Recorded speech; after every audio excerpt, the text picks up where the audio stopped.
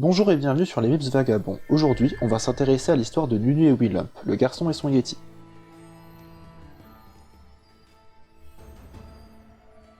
Duo inséparable composé d'un jeune garçon et d'un mage Yeti, Nunu et Willump sont deux compagnons voyageant à travers le Freljord en quête d'aventure, tentant d'être les héros de celle-ci.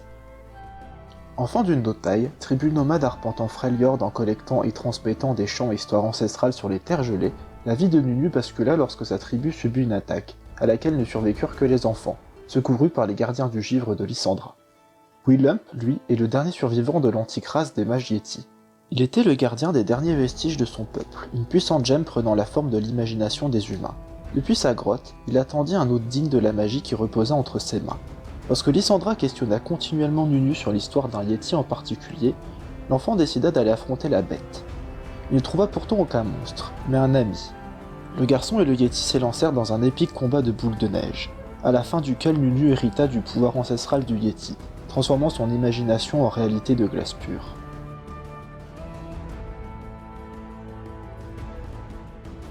Lorsque les créatures du néant tentèrent de percer le voile entre les mondes et d'entrer dans Runeterra depuis l'extrême nord, la sorcière de glace utilisa sa magie pour les emprisonner dans la glace. C'est alors que la race de Willump, les mages Yeti, périrent, trahis par la sorcière de glace. En tant que dernier survivant des mages Yeti, Willump fut chargé de veiller sur les derniers vestiges de la magie de son peuple, une gemme capable de rendre réalité l'imagination des hommes. Attendant un digne successeur de ce pouvoir, Willump tua les hommes avares qui tentèrent de se l'approprier pendant des siècles. Ce n'est que des millénaires plus tard que survint Nunu. Nunu est le fils de Laika, une notaille, tribu nomade traversant le Freljord connue pour collecter et transmettre des chants contant la riche histoire du Freljord. Ainsi Nunu grandit bercé d'histoires et de chansons. Mais tout changea le jour où les notailles furent attaquées par des pillards. Seuls survécurent les enfants, qui furent secourus par les gardiens du givre.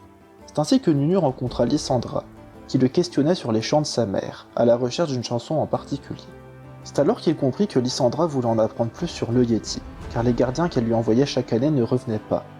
Voulant faire ses preuves, il s'arma de Svelzangur, sa précieuse flûte nommée après une épée, et s'élança, seul, à la poursuite du Yeti. Mais le Yeti, façonné par la magie de la gemme, et donc par l'imagination, ne ressemblait pas du tout à une créature féroce aux yeux de Nunu. Pour le garçon, Willump était une grosse boule de poil amicale, et c'est ainsi que la plus improbable des amitiés naquit, autour d'une bataille de boules de neige. Mais en jouant, Willump cassa accidentellement Svelzangur. C'est lorsque le garçon se mit à pleurer que Willump ressentit, autour de la gemme, une douleur similaire à la sienne. Voyant à travers le cœur pur de Nunu, Willump comprit que le jeune garçon était le dernier espoir du Freljord. Ainsi Nunu hérita du dernier pouvoir des Yeti, capable de transformer son imagination en glace pure, reforgeant ainsi Svelzangur. Voyageant désormais ensemble à travers le Freljord, Nunu et Willump sont en quête d'aventure et de jeu, espérant un jour retrouver Laika. Mais la magie qui réside dans Nunu implique une grande responsabilité. Et alors que la glace commence à fondre au cœur du Freljord, Willump sait que les jeux arriveront bientôt à leur terme.